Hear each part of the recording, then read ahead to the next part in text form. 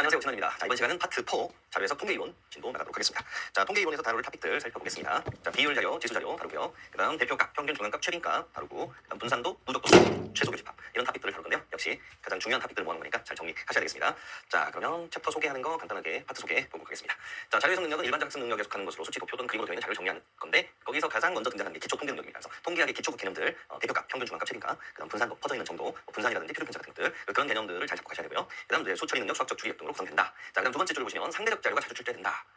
비율, 지수 자료 같은 것들, 즉 어떤 특정한 값에 대한 상대적인 크기를 나타내는 대표적인 것들이 비율이나 지수가 있죠. 그래서 자주 출제되고 있고요. 자, 그다음 기본적 수준의 통계 이론, 평균, 표준 편차, 가중 평균, 교집합, 합집합 물어봅니다. 자, 가중 평균 같은 경우는 조금 어려운 토픽이기 때문에 뒤쪽에 심화 이론 쪽에서 다루도록 하겠습니다. 자, 그리고 이제 문제풀이 전략도 한번 읽어주시기 바라겠습니다. 자, 상대적 자료가 나오면 기준수를 확인하는 습관을 드린다. 그래서 기준수가 다른 것들끼리 실제 양을 비교하고 있으면 바로 제거하셔야 됩니다. 자, 알 수 없는 정보다라고 처리하시면 되겠습니다. 자, 그다음 이제 평균, 중간값, 최빈값 개념에 대해서 묻는 것들, 교집합, 합집합에 대해서 묻는 것들 자주 출제된다. 자, 그 정도 처리하시면 되겠습니다. 자, 그럼 이제 구체적으로 하나씩 살펴보겠습니다.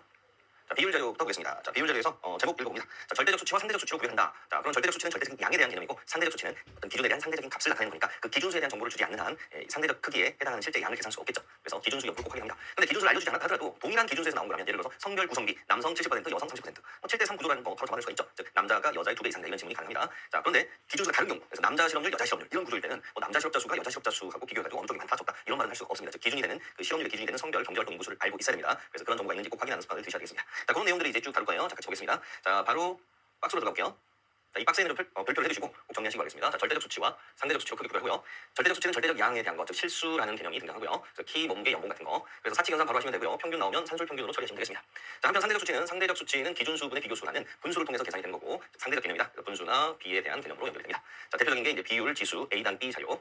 자, 공통적인 거, 기준수가 같으면 대소비교 배율비교 되고요. 기준수가 다르면 불가능하다는 거 잡아주시고, 그다음 평균 물어보면 가중평균, 즉 가중치는 각 상대적 수치의 기준수. 그 기준수는 바로 또 분모에 있으니까 그 구조를 잘 잡아주시기 바라겠습니다. 자, 가중치는 기준수인데 그 기준수는 결국 해당 공식의 분모에 있는 거 이렇게 연결해서 찾아가시면 됩니다. 예를 들어서 남자 평균, 여자 평균 주고 그 반 전체 평균을 물어보면 평균 공식을 떠올려보면 n분의 시그마 xi 이렇게 되죠. 자, 그래서 분모에 있는 이 n이 가중치 기준수가 됩니다. 예를 들어서 남자 평균, 여자 평균, 자, 남자 평균, 여자 평균이 각각 남자 평균 90점, 여자 평균 80점이라고 가정해볼게요. 자, 이런 정보를 주고 전체 평균을 물어봅니다. 근데 전체 평균은 정확하게 알 수 없고 그럼 남자 평균, 여자 평균 사이에 있겠죠. 근데 만약에 이제 정보를 줄게요. 인원수가 남자가 70명, 여자가 30명이다. 자, 이런 정보를 주면 이제 각각 곱셈해가지고 총점 계산한 다음에 그걸 전체 인원수로 나눠주면 되겠죠. 그래서 정석적으로 구하면, 자, 그래서 이거 더하면 이제, 자, 다음 나누기 100명이니까 100으로 합니다. 그럼 이제 87점이 나오죠. 87점. 자, 이렇게 해서 이제 처리하시면 되는데요. 이렇게 구하는 것보다 더 빠른 방법을 알려드릴게요. 어떻게 구하냐면 이제 가중평균 파트에서 나올 건데 무게와 거리가 반대로 놓입니다. 자, 80하고 90 사이에 무게중심 구하는 건데 여기 80에는 30명, 90에는 70명이니까 공대 보면 3대 7의 무게입니다. 그래서 여기가 3, 여기가 7의 무게다. 그럼 이제 거리는 반대로 놓이죠. 그래서 7대 3으로 거리가 놓여야 되니까 이 전체 거리가 80, 90 사이에 10이라는 거리가 있으니까 그것을 기준으로 7대 3으로 쪼개주면 그냥 그대로 7, 3으로 쪼개주면 됩니다. 그래서 87점이 무게중심으로 노출이 됩니다. 이런 식으로 구해주면 빨리 구할 수가 있습니다. 그래서 개념이 이제 정리가 되셨죠? 인원수가 가중치고 기준수였어요. 왜? 해당 공식의 분모에 있었으니까. 그렇게 해서 이어주시면 되겠습니다. 자, 그 다음 이제 이어서 비율로 가볼게요. 비율은 또 다뤘었던 개념이죠. 자, 구성비, 변화율 각각 공식 체크해 주시고요. 그 다음 지수의 개념, 지수도 특정 시점을 기준으로 하거나 특정 항목을 기준으로 해서 그 뒤에 곱하기 100이 되어 있다면 100을 기준으로 한 지수다라는 개념입니다. 자, 그 다음 A당 B의 동의어들 당 대신에 대비. 예를 들어서 남자 한 명당 여자수, 남자 대비 여자수 같은 개념입니다. 자, 그 다음 도치해놓은 것만 좀 주의하시면 되겠습니다. B의 A에 대한 여기 A에 대한이 뒤로 가 있는 거 좀 주의하셔야 되겠죠. 그래서 이게 분모로 들어간다는 거. 자, 그 정도 정리하시면 되겠습니다. 그 다음에 여기 대비를 늘려주면 뭐뭐에 대한으로 길게 쓸 수가 있겠죠. 자, 그런 부분 조심하시면 되겠습니다. 그래서 당, 대비, 뭐뭐에 대한 그 앞에 있는 게 바로 분모로 들어간다. 자, 거기까지 연결해 주시면 되겠습니다. 자, 그럼 다음 페이지로 가보겠습니다. 상대적 자료의 함정. 자, 상대적 자료의 함정, 기준수를 알려주지 않은 경우 다음 함정에 주의한다. 자, 기준수를 알려주지 않은 경우. 자, 그러면 그 기준수들을 모르는데 예를 들어 볼게요. 남자 흡연율이 20%, 여자 흡연율이 10%라고 전제하고 있는데, 자, 그럴 때 남자 흡연자 수, 여자 흡연자 수 비교할 수 있나요? 할 수 없죠. 자, 판단할 수 없고요.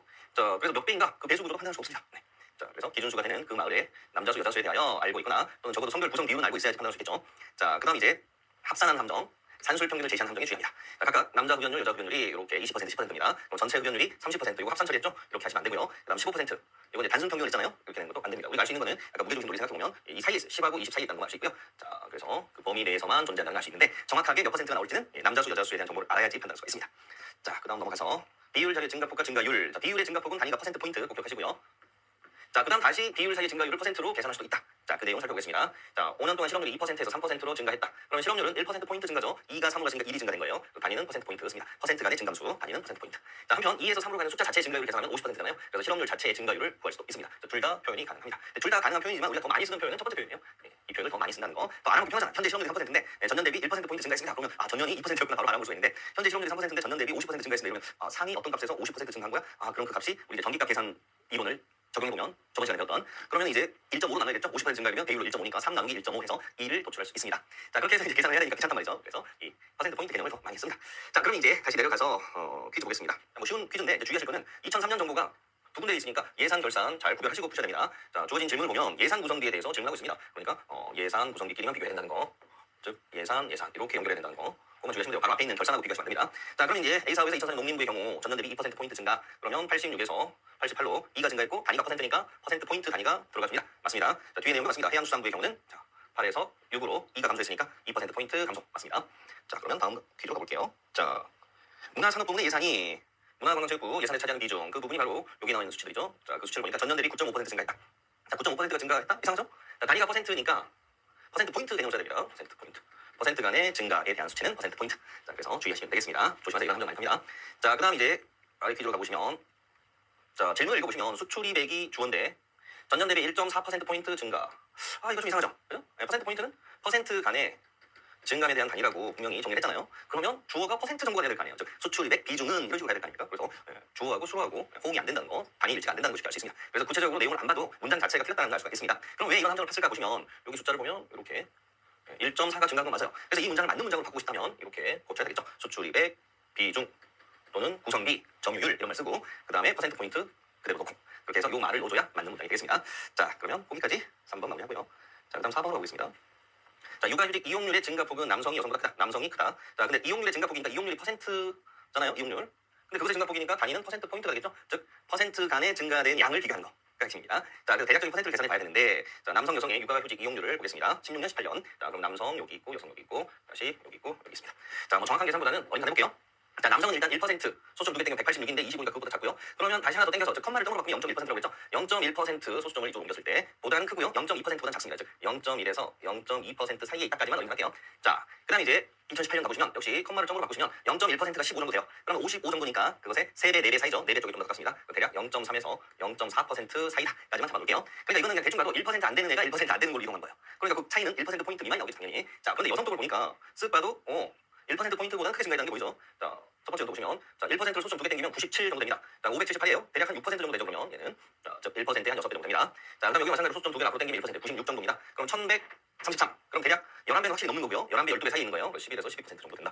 자, 그 정도 잡아놓으시면 6에서 11로만 가도 5% 포인트가 증가한 거잖아요. 그래서 바로 마무리가 되겠습니다. 남성이 크다, X. 여성이 큽니다. 그래서 남성 쪽은 1% 미만에서 움직였기 때문에 그 증가량도 1%포인트 미만이라는 걸 잡아놓고 여성 쪽 보면 그거보다 크다는 걸 쉽게 보이잖아요. 이렇게 해서 마무리하시면 되겠습니다.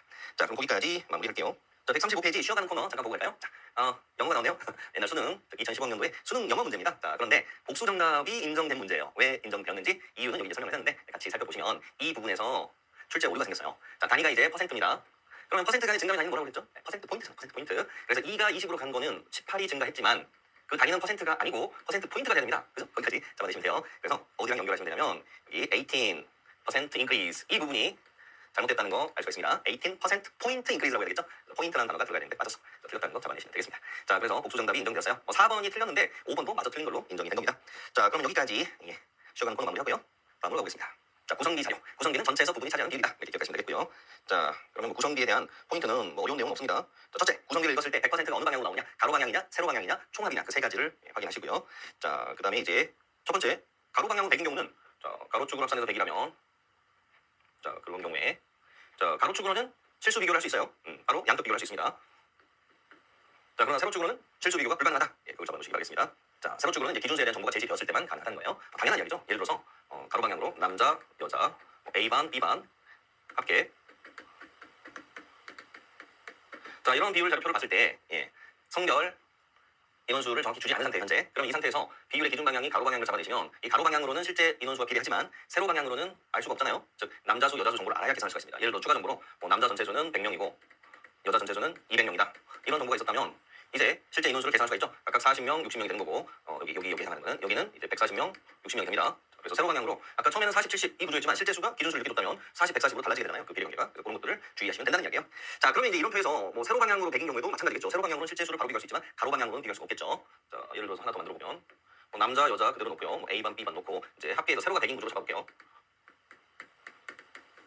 자, 단위는 퍼센트.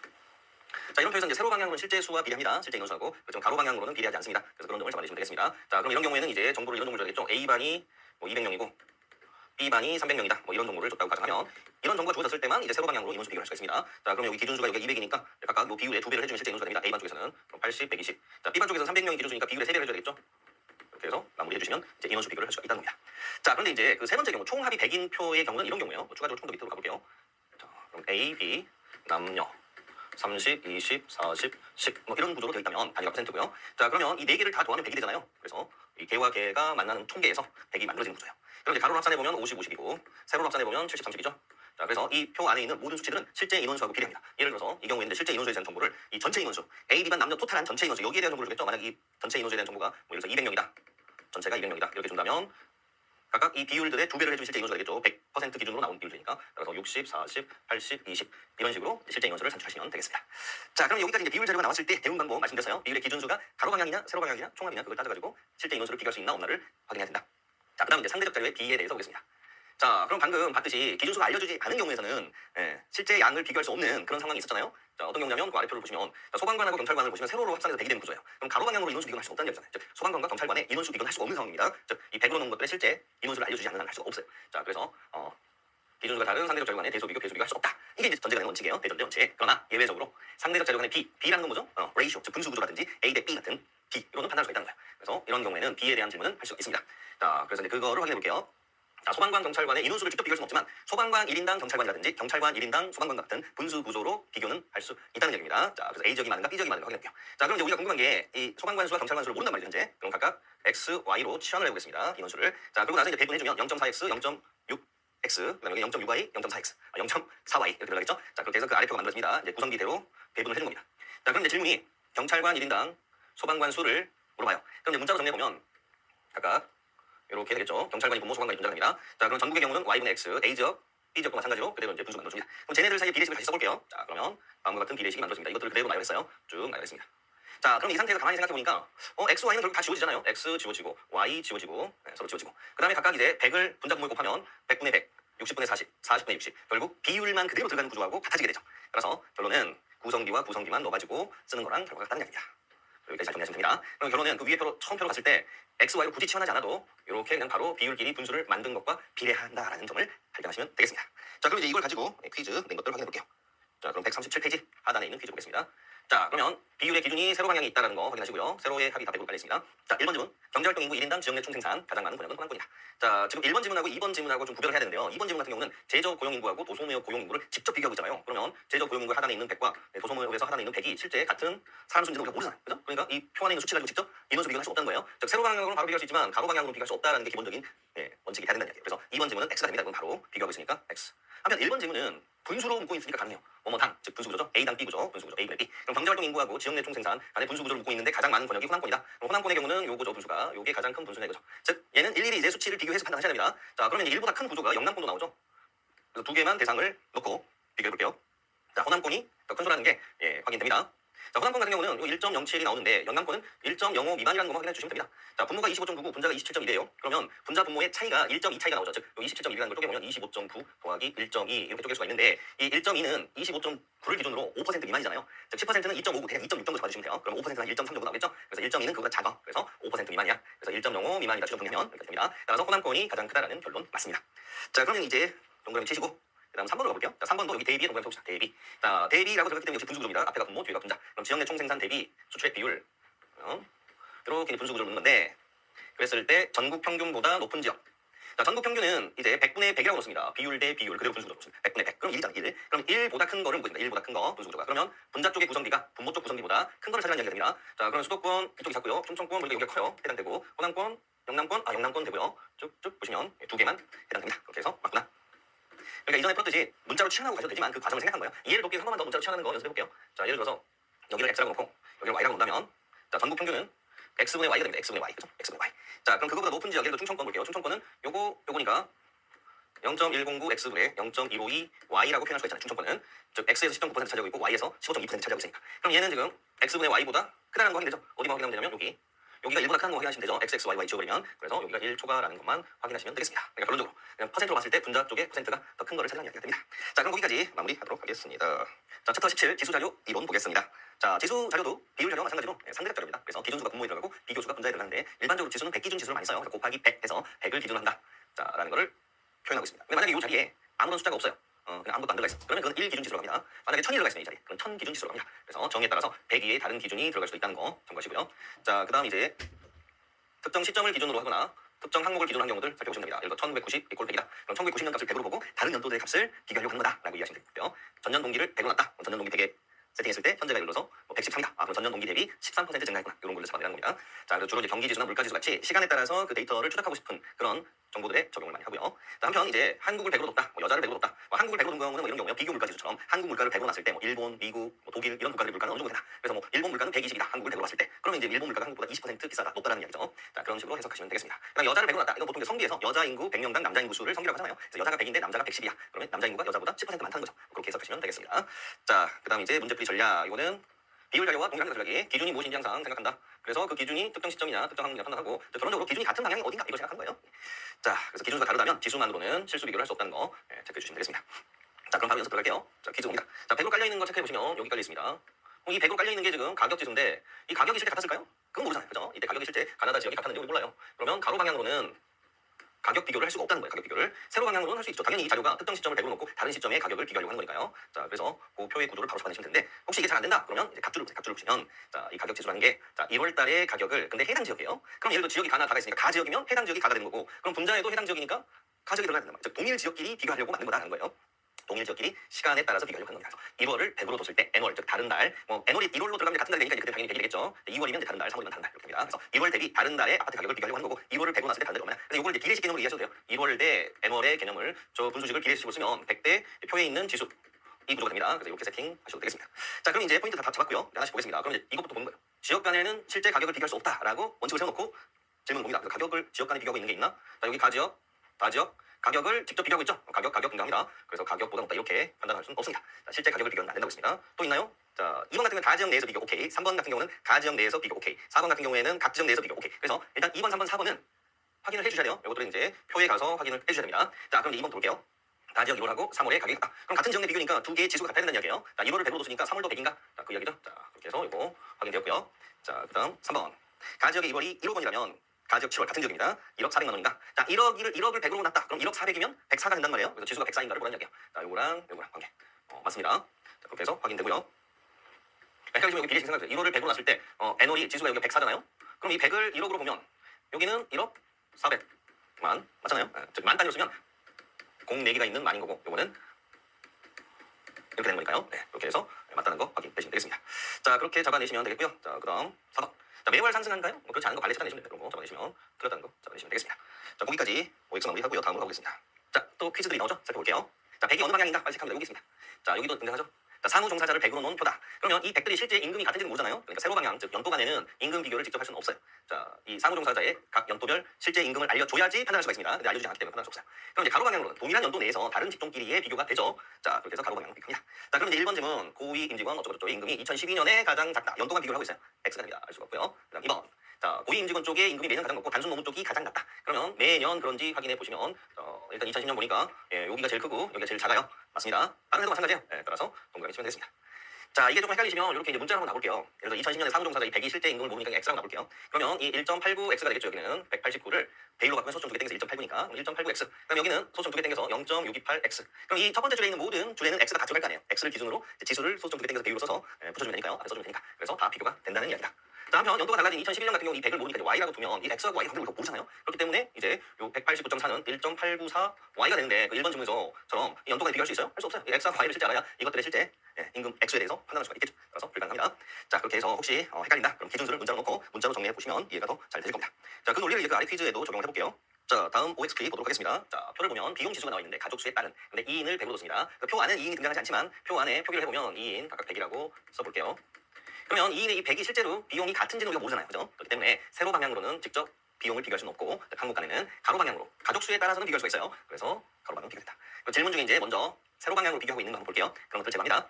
자, 4번 보시면 4인 가구의 교육비하고 식료품비의 지출액을 직접 비교하고 있습니다. 25% 많다. 이건 바로 X X가 돼요. 할 수가 없습니다. 함정이겠죠? 그래서 숫자를 같이 읽으면 이렇게 돼 있어요. 자, 여기 200, 250, 요 사이의 증가율이 4분의 1이잖아요. 200 대 250, 4대 5 관계니까 즉 25%. 이런 식으로 함정을 받습니다. 25% 많다. 조심하셔야 됩니다. 자, 그래서 여러분이 헷갈리지만 이걸 문자로 한번 나볼게요.